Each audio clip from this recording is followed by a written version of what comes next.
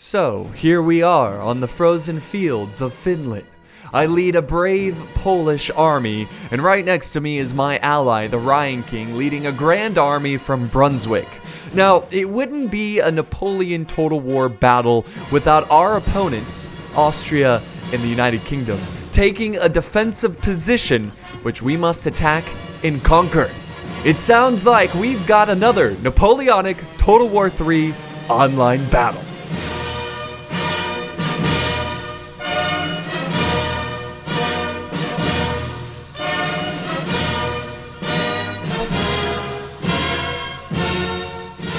Alright guys, welcome to the battlefield. My name is Apollo, and as you can tell, Finland is, well, mostly open space. Or at least this battlefield.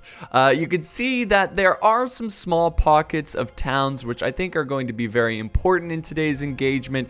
But as soon as the Ryan King and myself saw the frozen river and the tree line here on the kind of the bank of the river here, we felt like this area was going to be the best place to set up our front line. Now, the major reason why we want to do this is because behind us is towns and villages which we could retreat to if the battle is going poorly. We can hold the streets, use our artillery in very close quarter situations. So it's a nice little backup plan. But there are three issues, I guess you could say, of trying to hold this area. One being that our opponents spawn much closer to this area so they can get to it much quicker and control this area if they really wanted to. The second reason is that there's a nice hill slightly behind the frozen river which they can use to set up their artillery and give them a really good angle to our forces. And lastly, we're gonna have to rush to get to this frozen river before they do, and that's going to exhaust our troops. But me and the Ryan King, we decided that this was going to be our best bet and that we should do this if we want any chance of winning this battle. We had a feeling that our opponents were going to be very defensive because they do have the hill over here. So we felt like they were going to be pretty slow about getting to this river anyway, so we went ahead and went for it. Now, real quick, before we go over the strategy and tactics of today's battle, I want to show you how my army is built. I've got 4 different parts of my army. The first part is my middle tier to middle high tier line infantry. It's kind of like a core, or you know, a part of my, or whatever you want to call it. They are accompanied by 2 units of skirmishers to support them in any kind of firefight. Right behind them is my elite corps or force. I have my very high tier line infantry mixed in with 3 units of grenadiers. Now these guys are going to be very important because they're going to show up when it matters most. I want to use them as late as possible in the battle so they are fresh, they have lots of energy, and they will be very important at the most critical part of the battle. My general is way in the back here. He's part of a hussars unit, just a little heads up. And then the last part, or I'm sorry, second to last part, are my lancers who are currently scouting the enemy. They're pushing forward. And then the final part, I have 2 units of artillery. I've got 6-pounder artillery and I have a 12-pounder artillery. They are not horse artillery, so it's going to take them some time to get up to the battlefield. So we're going to go ahead and press play, guys. So yeah, the first thing I do here is scout with my lancers and make sure the river is clear. And just really, basically, I want to scout with the lancers again to see what the enemy has, see what their plan of attack is as early as possible, but also see if there's an opportunity to run down artillery that's way out of position. As soon as I get to the river, the frozen river, I hold my ground here, and I can already see a lot of the Austrian forces. Do not see a lot of the British forces, but I can see that Austria is bringing a lot of line infantry, no surprise there. Some lights as well, so very similar build to mine. We can see his general over here. We also can see his artillery, which both artillery pieces are headed straight for the hill, which is what we feared early on in this battle. Now, I do want to note, this is really great. The Ryan King setting up some English forces who are fighting for Brunswick here, Brunswick Hussars. He also pushed them up to help scout, also to protect his artillery that is currently pushing up to this riverside to get an early bombardment. So yes, they might have spawned closer, but we do have horse artillery that can kind of shell them and kind of put them in their place and make them proceed with caution. And really, that's our strategy going into this, using this horse artillery. I love horse artillery for this reason, you know, being able to set up artillery and using it against our opponents as quickly as possible. So yeah, he's got him right on the riverside. And he's going to be able to unlimber, which is already, look at this, the men unlimbering, ready to get the artillery ready and ready to fire. So after a few minutes of bombardment between our two armies, our infantry is making it quite close. And our strategy here, if we can just slow it down a little bit so I can explain everything. Our strategy here is to use my Polish Lancers as a diversion. And you can see that Austria and the British Cav really focusing a lot of their Cav force over on my side, which is great because this is just a diversion. I'm actually not going to charge this Cav. I'm not going to fight them unless I absolutely have to, but I don't. And at the same time, the Ryan King is going to send in his English Hussars and go for an undefended British artillery. So let's go ahead and go back to normal speed and see how this, or normal speed, excuse me, and see how this plays out. And I just love this frozen river. So badass. It's so awesome. And just the fact that he's rushing his Cav over it, very, you know, going to the enemy side of the river, charging for it. The cannonball is going right over his head, and he's going to charge in. And nothing seems to be opposing him at this moment. It's looking very promising. The diversions seem to have worked. And we're going to go straight for the charge. Let's see if there he goes.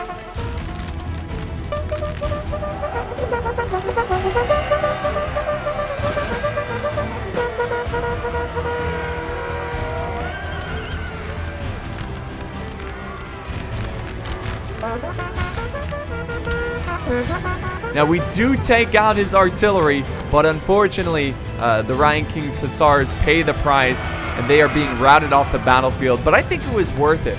I think our goal here is to try to soften up their artillery, take out their artillery as much as possible, and that kind of takes away their advantage on this hill. So I think that played out nicely. I think things are looking good. I have my lights here on the riverbed. I've got some Austrians who are pushing forward. He's sending up some line infantry and some Jaeger to the tree line as well to face me.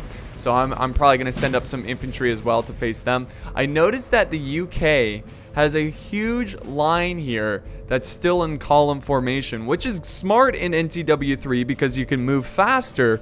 But once you're in artillery range, you've got to be very careful not to leave your troops clumped up like this, or enemy artillery is going to focus you down. And that was our decision at this point. We are trying to take out his artillery, but I was like, you know what? Screw it. Look at all these men here that are lined up in column. We could get so many kills. And me and the Ryan King agreed to change targets and go for that line. The Ryan King now also getting his other artillery, which is not a horse artillery. That's why it took longer, but he's got his 9-pounder about to get in position. I have mine unlimbered. I've got my other one moving forward as well, trying to get into position. I have my line infantry moving forward. And again, guys, you know that advice look at that. That advice I just gave you. Don't column your forces too much around enemy artillery. Well, he lands a pretty good hit. And at that moment, I'm like, okay, I lost too many men here. Most of them are getting up, but I didn't want to lose any more, so I'm going to put them into a standard line formation and kind of thin out their lines so the artillery is not as destructive. So after a couple more minutes of bombarding, you can see that my Polish lights are engaged with the Hungarian lights. Now in NTW3, the gunfire is not as deadly, as in it doesn't kill as many per volley, it seems like. So this is going to go on for quite some time, and I'm totally fine with this. I was just trying to tell the Austrians, like, hey, I'm here to fight. I'm going to hold this center, and I'm actually going to hold this entire river, because our plan of attack at this point is to overwhelm the British, who appear to be not set up properly quite yet. And also, we've done some damage to his artillery, so he is down an artillery piece. So we were going to overwhelm this side and just kind of punch a hole with a mass amount of forces through their defense, because this is going to, you know, if we just sit here, this is going to be one of those grindy river defense type battles, and we just didn't want that to happen. We wanted to cross the river here, be aggressive, and start the battle off and hope that we can punch a hole through the British. Now, at the same time, I have my elite forces hidden in the trees here. Now, they're not completely hidden. I'm just trying to protect them against enemy artillery, keeping them back. My hussars are also nearby this town. Again, I'm keeping my elite forces near this town in case we have to fall back to the town. Then my elite forces can quickly set up, get trenched in, set up is what I'm trying to say. Set up a defense and ready to hold the streets as the normal line infantry retreat forward. You can see some of my line infantry getting hit hard with artillery. That's why they're out of position. And the Ryan King continues the great advance over the river. And finally, as he pushes forward, we are seeing the British, the lobsters, begin to arrive, begin to show themselves on the battlefield. And that's why I love NTW3, is that you can't see your forces. You have to scout, and you also have to just take risks. You gotta hope that they don't have as much as you're expecting. And I was a little nervous when I saw all these British arrive from the trees. I was like, oh, I don't know. This is, I thought they were a lot weaker on this side because Austria was basically playing all of his cards, showing me his entire army. And I was like, wow, the Austrians really want to defend. And also seeing the British cav over here, I was like, okay, maybe this side's really weak, but it's not really weak. The British have a decent amount of line infantry. Now, at the same time, I decided to send 2 of my elite line forces. Now, these guys are my absolute elite forces. I decided to peel 2 of them from the inner defense, and I'm actually going to march them over to the Ryan King and support him in his fight. So if we could even more overwhelm the British by double teaming him, that would be great. And unfortunately, as the Ryan King pushes forward across this river, he is getting shelled with the artillery. It is a pretty, it's a bold and brave situation for these soldiers of Brunswick. So there we go. Finally, we got the men lined up. They're opening fire upon the British.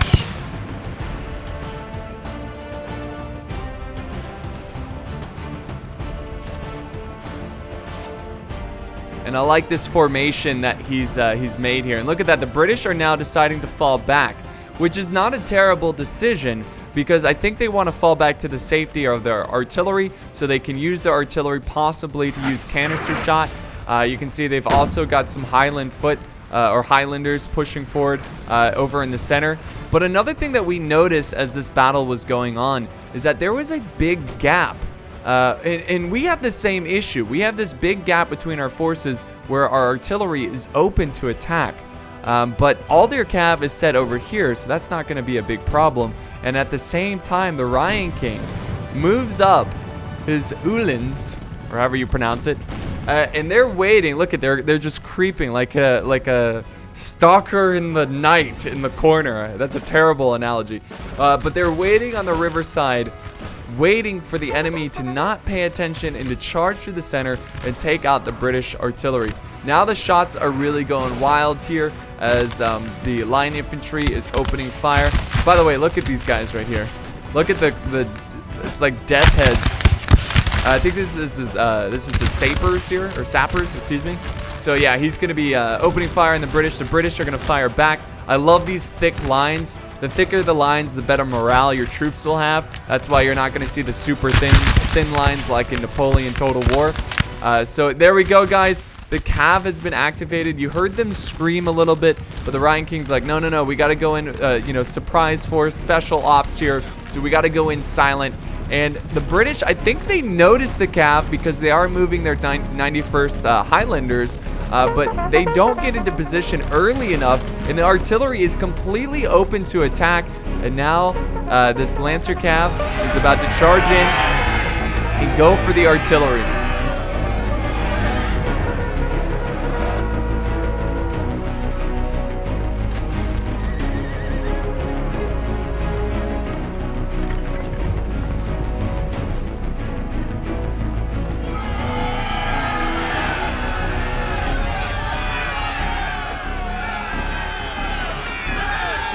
Now, unfortunately, his cav breaks here, but he gets the job done. He breaks the artillery. He still has another unit here of cav.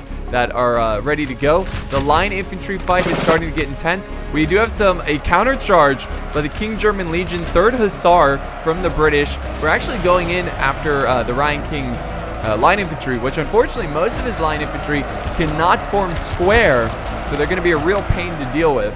And I also have my Polish who are arriving very quickly to support him in this firefight. And it's getting pretty intense. Nice rear charge with this Lancer Cav right in the back of these 79th foot Queen's Own. Pretty awesome name. But yeah, they've got him right in the rear. And they're busy trying to protect their rear as they're getting shot in the back. So it's a pretty nasty situation for these British who are holding at the river. So now I'm pushing up my elites here.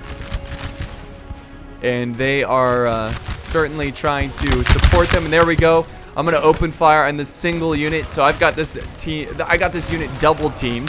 And I'm going to continue to overwhelm him with my... Again, guys, these are my elite units. These guys are really good. Really good. Now, if we head over here, we also have the Austrians crossing the river and going for a push. I don't know if he just didn't see my other elite forces. But again, these were my elite forces. And the fact that they're sitting in reserve and taking on this small detachment of Austrians is looking really good. I got my Grenadiers in here. I got my Cav to support. So that's really nice. And it seems like this battle is going nicely. Even though 2 of my units are not in the fight, at least 2 of them are. And it seems like we kind of have the advantage of being able to hold our ground against his attacking force. And we are really crushing his numbers here and making this very difficult. But the Austrians continue to march on here. His lights are getting crushed. And now the 3rd unit is in range of fire. And they're going to be able to open up here and start to soften up these Austrians as well. So it's turning pretty nicely over on this flank.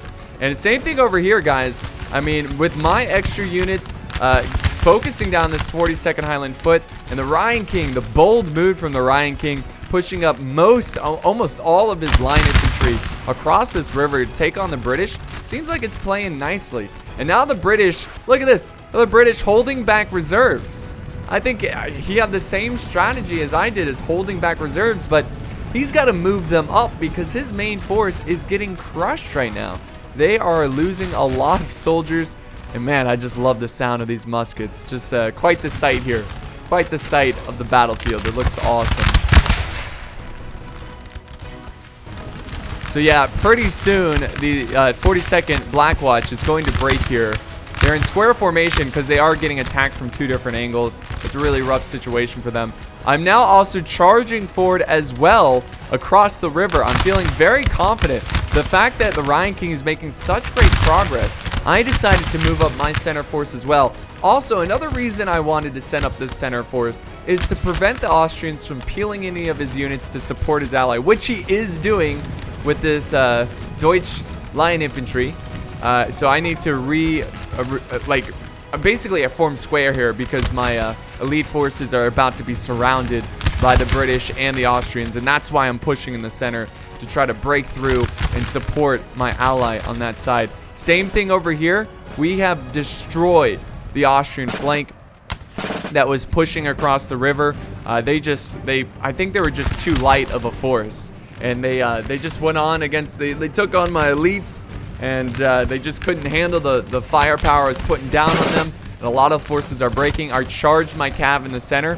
Also, there was an Austrian cav unit over here. I think the player wasn't paying attention. I charged 2 of my lancers and took it out really quickly without losing. I lost few of my men. And now I'm going to be able to use this cav to go behind enemy lines and take out his artillery. Now, we do have an Austrian line infantry coming back to protect them, which is smart. But yeah, I'm just pushing here very aggressively. We are, look at that. We are effectively winning here against the British.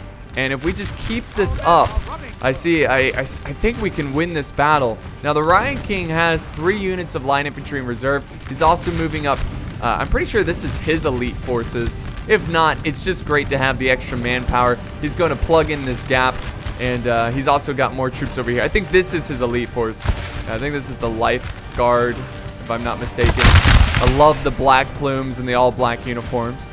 Looks really great. I'm pushing up my Polish, so they're shoulder to shoulder against, with the Ryan King's forces. We're really going heavy here, guys. This is it. This is the push to end the battle, essentially, and to break the Austrians as they hold in the tree line.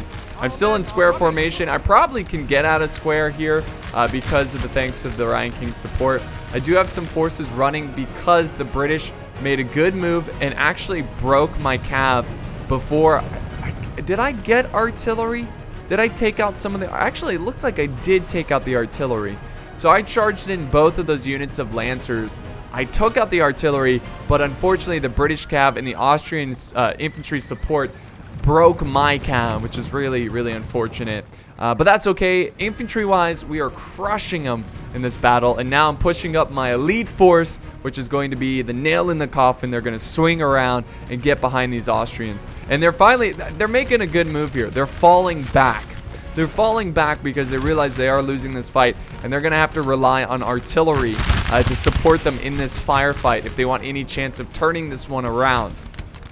But, you know, I never get used to NTW3 in terms of morale. The morale is very realistic, as in troops will break and come back all the time. So even and by looking at this battle, it seems like we have a clear advantage over our opponent in terms of numbers, the health of our units, and just overall, it seems like we're winning most of these engagements. And we felt like, okay, we've got the British on the run. We've got the Austrians on the run. They look so weak in this center. They're so depleted. And that it looks like if someone just farts on these men, they will crack. They will break. So, you know, knowing me, knowing my play style, I was like, oh wow, my bayonets are licking their lips. You know, the saliva is picking up, guys. And this center is looking really juicy. It's looking really good. Might have to go in with the bayonet charge. And honestly, throughout this entire part of the battle, I was thinking about the bayonet charge just the whole time. I'm also pushing up over on this side more of my line infantry.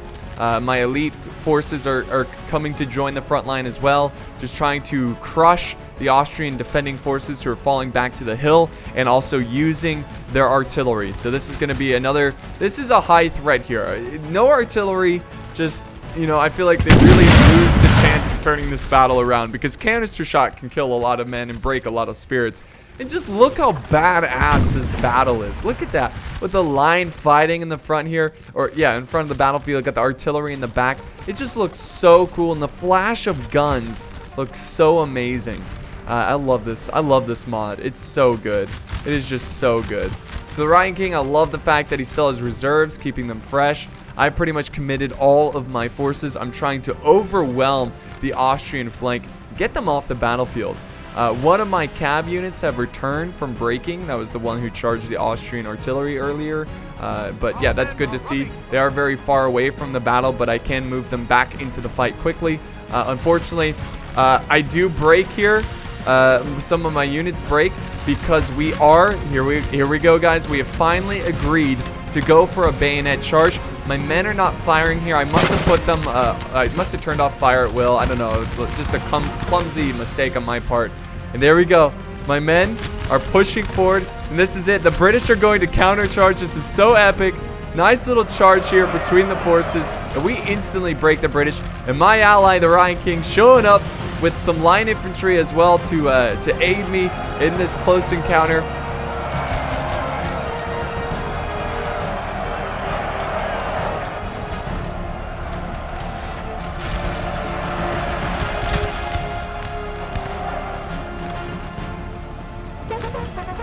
So that's when the Ryan King also moving up some of his troops, trying to get them very close. I've got more of my troops that I might want to push forward as well. And look at this, I'm charging a square formation of 52nd Lightfoot. Feeling pretty good about that. Ryan King sending over some troops as well. It's looking really juicy over here. Ryan King also still having a reserve force, still just opening fire at the men, trying to prevent them from supporting the melee. Unfortunately, some of his forces break here. And now I'm pushing up more of my Polish. I'm like, these lines are looking very, very thin. I might be able to get in here quickly and break them. I've got my troops blobbed up here, which is not the greatest. A little clumsy bayonet charge, but damn it, I wanted to give the enemy the cold steel.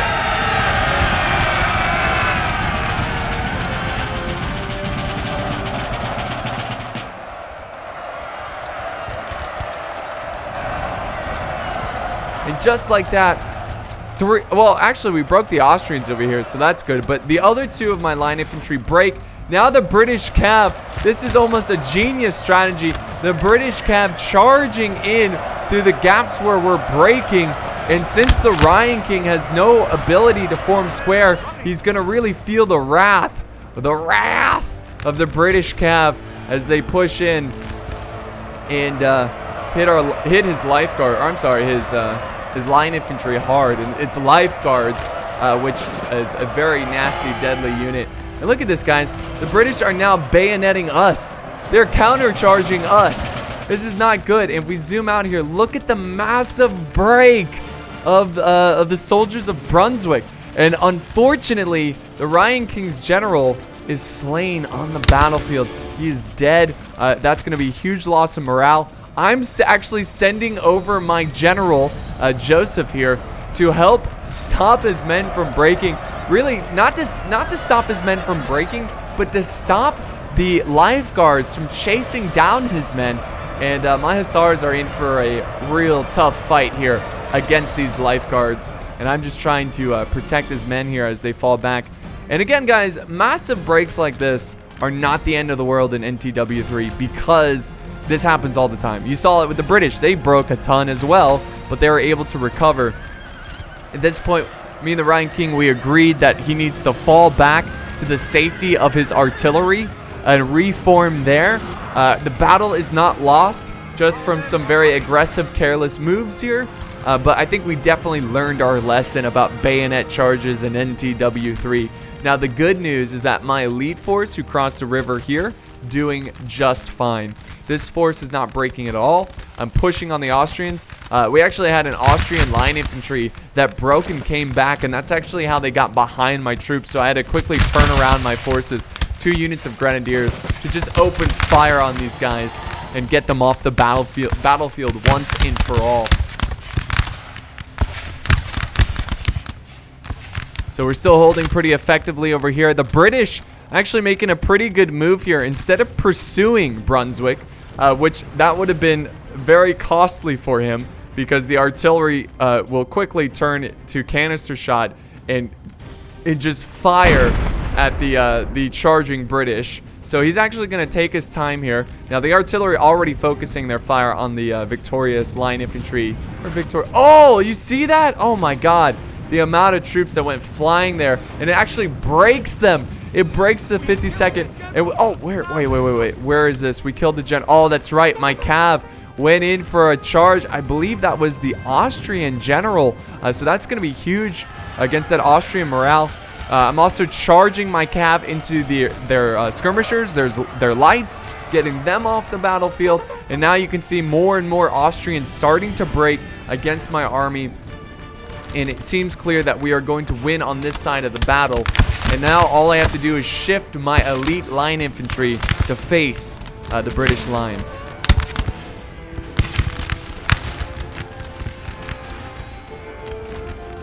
So a nice little engagement there. We're still pushing up the line infantry here. You can see I'm still coming around the battlefield, going after the British, who are kind of in this tricky situation where the British, they want to pursue across the river, which they are.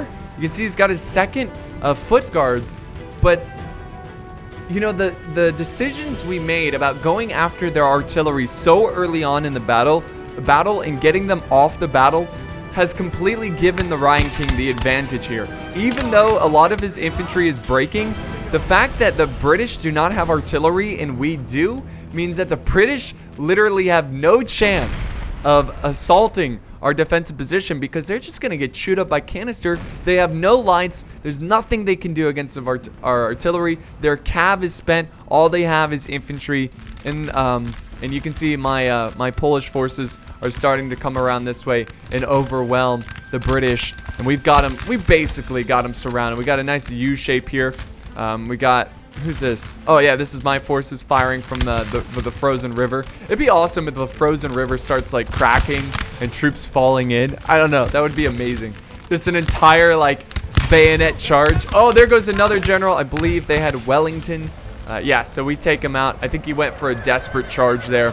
And at this point of the battle, I think the British realized that this is over. You can see he's still charging the second foot. You know, bless their souls. That charge, they're doing what they can, but a couple cannonballs scare them away, and they're gonna slowly retreat because they're so. Well, actually, they're fresh. I don't know why it looks like they're running in slow motion. But yeah, they're falling back. We're opening fire, and the remaining British forces who are boldly, you know, fighting to the last. Much respect to the British as they hold here against my Polish forces. We still have an Austrian artillery piece that can cause some damage, so I'm sending over some of my elite line infantry to take it out. Probably just gonna get into line here and just fire at them, which is great. Got my grenadiers. It's kind of just sitting in reserve. Honestly, at this point, we don't even need all the troops. We are now finally breaking the British. We're firing at the cannon crew. They're breaking off the battlefield. And at this point of the battle, guys, it's a cleanup phase. It is a cleanup phase. So that's what we're doing. I think they've got 2 more units of line infantry. And I'm going to go ahead and fast forward, guys, because it is quite clear that this one is over. The Ryan King has now been able to calm down his line infantry, get them back into the fight. I also want to make it clear that Brunswick is not a powerful faction. In fact, both the UK and Austria are 2 more powerful. I think their rate, you can. I think this is how it works. But when you go to pick your army in the lobby, it has a number on the flag, and 10 being the strongest. I think Austria and the UK were both 10s. Poland was a 9, and Brunswick was a 6 in terms of power and like unit diversity and stuff like that. So I don't know if that's true. I'm sure if there's any NTW3 pros out there, you can, you know, let us know. But there we go. That's the last British unit there, the 54th Foot. They can't handle it anymore. Artillery also shelling them as well. And that's going to wrap up this battle, guys. So it was a pretty intense battle there. Really intense. Especially after that bayonet charge that really backfired. But you can see here that Ryan King getting 1,000 kills. I'm getting 40 kills away from 1,000, though I only lost 700, which is pretty good.